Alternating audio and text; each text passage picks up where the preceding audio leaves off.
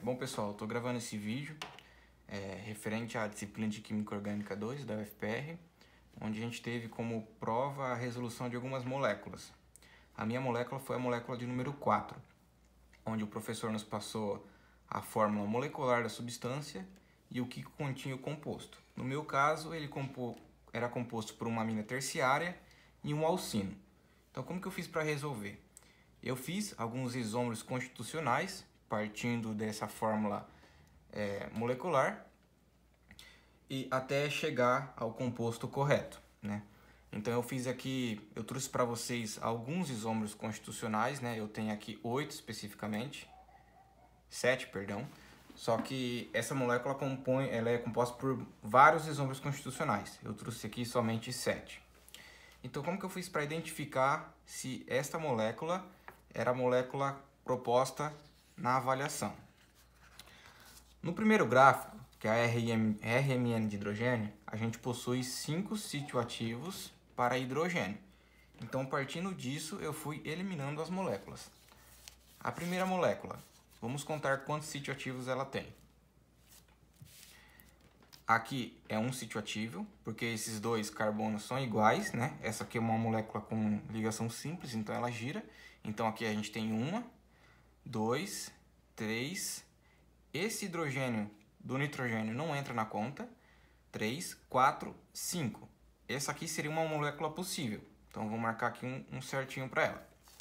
Essa outra, a gente tem 1, 2, 3, 4, 5, 6 sítio-ativos para hidrogênio nessa molécula.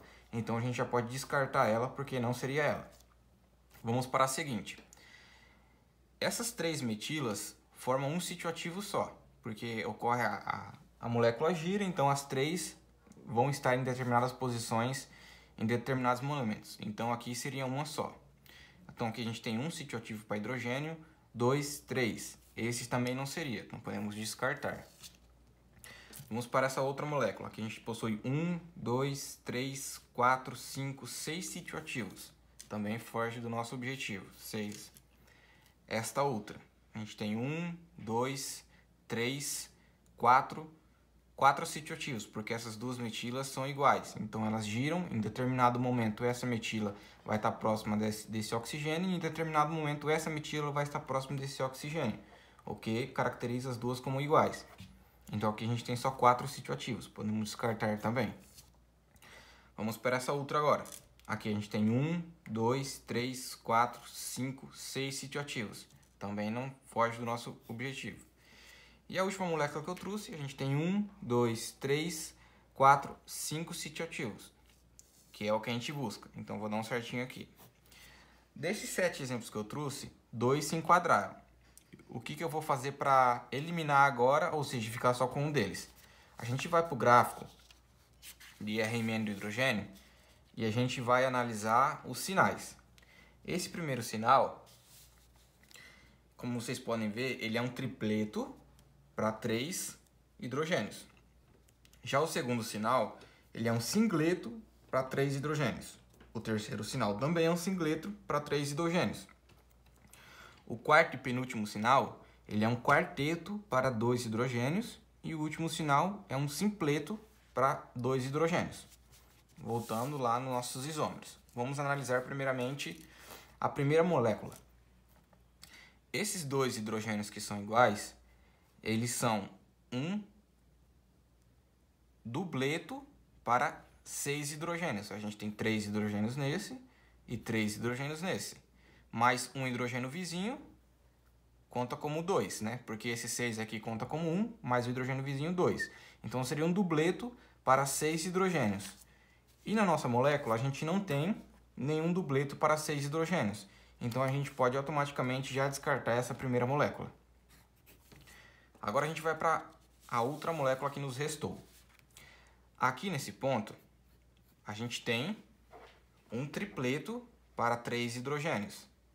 Na nossa proposta aqui, a gente também tem um tripleto para 3 hidrogênios, que seria o primeiro ponto. Esse ponto aqui seria um quarteto para 2 hidrogênios. A gente também possui um quarteto para 2 hidrogênios, que seria este sinal aqui. Este outro ponto seria um singleto para 3 hidrogênios, porque ele não tem hidrogênio vizinho. Então, seria um desses dois sinais aqui.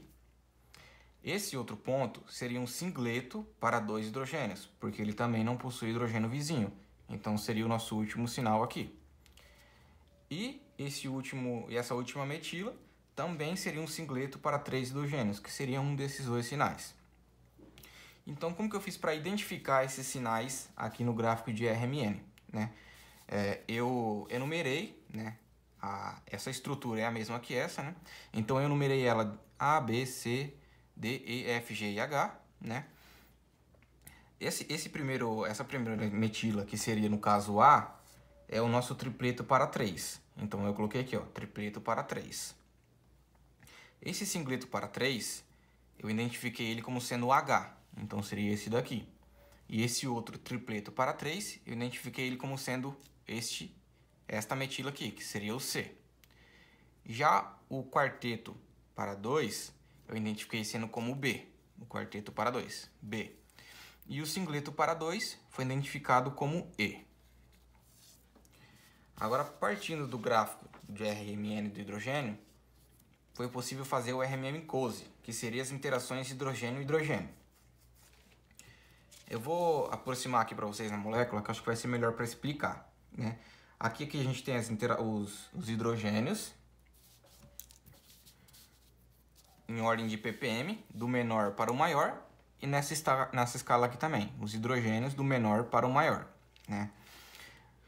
Neste ponto, a gente tem os hidrogênios A sentindo eles mesmos, que seria o quê? Esses hidrogênios aqui dessa metila interagindo com eles mesmos.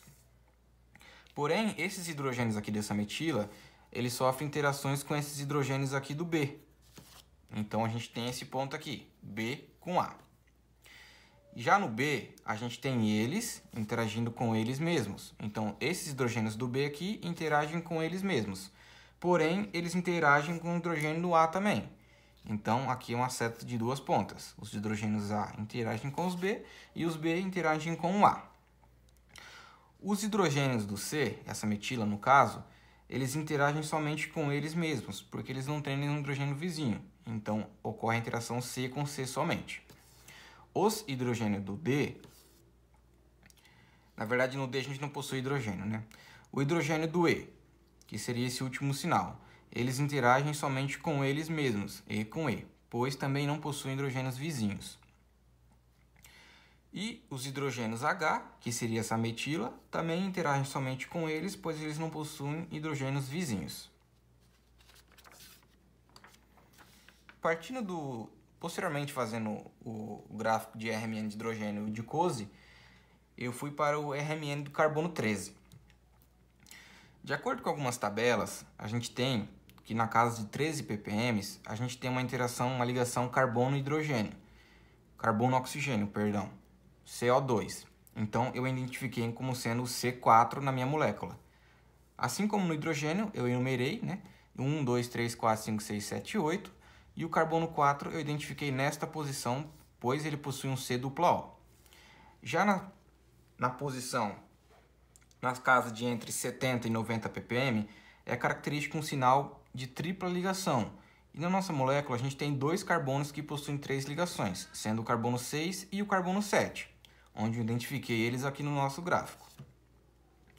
Já os demais sinais, para o carbono 2, 3, 5, 1 e 8, eu consegui chegar a essa conclusão desses sinais após fazer o gráfico de RMN de HSQC e o de HMBC, que eu vou mostrar para vocês na sequência. Então, eu cheguei a estes sinais aqui. Nessa posição, carbono 2, nessa posição, carbono 3, nesta posição aqui, o carbono 5, nessa posição, o carbono 1, que seria a metila, né? No carbono 1 a gente tem uma metila aqui, próximo a 12 ppm, e no carbono 8 a gente também tem outra metila. Então agora vamos para o gráfico de RMN-HSQC, que seria interações do hidrogênio com o carbono próximo. Para o hidrogênio A, ele está ligado, né, com o carbono 1. Então tem essa interação aqui do hidrogênio A com o carbono 1. Já o hidrogênio H, que está na posição 8, ele interage com o carbono 8. Como vocês podem ver aqui, o hidrogênio H interagindo com o carbono 8. O hidrogênio C, ele está ligado e interagindo com o carbono 3. Então, o hidrogênio C interage com o carbono 3. Já o hidrogênio B, ele está ligado no carbono 2. Então, logo, o hidrogênio B interage com o carbono 2. Consequentemente, o hidrogênio E está ligado no carbono 5. Então, o hidrogênio E interage com o carbono 5.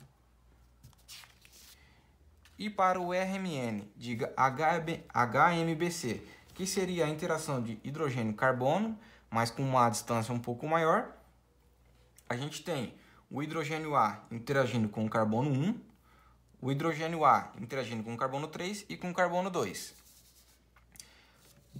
Como que a gente pode chegar a essa conclusão? Esses hidrogênios que estão aqui na posição A, eles interagem até uma distância de 4, ou seja, esses hidrogênios que estão no carbono 1 interagem com o carbono 2, com o carbono 3 e com o carbono 4. Já os hidrogênios na posição H, eles interagem com o carbono 8, né, que seria o HSQC, que é o carbono que ele está ligado. Ele interage também com o carbono 5, o carbono 6 e o carbono 7.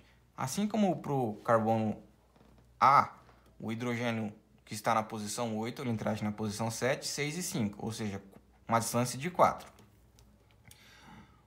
Os hidrogênios na posição C interagem com os carbonos na posição 1. Então, o hidrogênio na posição C interage com o carbono na posição 1, o carbono na posição 5, o carbono na posição 3, que no caso seria o HSQC, que é o carbono que ele está ligado, o carbono na posição 2 e o carbono na posição 6, seguindo a mesma regra de 4 de distância, tanto para a esquerda quanto para a direita. Já os hidrogênios na posição B, eles interagem com os carbonos na posição 1, na posição 2, na posição 3, 4 e 5. Eles não vão para 6, 7 e 8, porque já ultrapassa a distância de 4. E esse ponto B é o ponto onde a gente tem mais sinais. O ponto B junto com o ponto E. Isso quer dizer que seria o meio da molécula. No ponto E, né, para hidrogênio E, ocorre a interação com o ponto 8 para carbono, com o ponto 5, 3, 2, 6 e 7. E o 4. Ele somente não interage com o ponto 1 porque ele está muito longe do ponto 1, ultrapassando a distância de 4. E seria isso a forma que resolvi a molécula, conseguindo chegar nessa molécula, né, com essas ligações e esses compostos, partindo apenas da forma molecular e do que a substância é composta, a amina terciária e a alcino.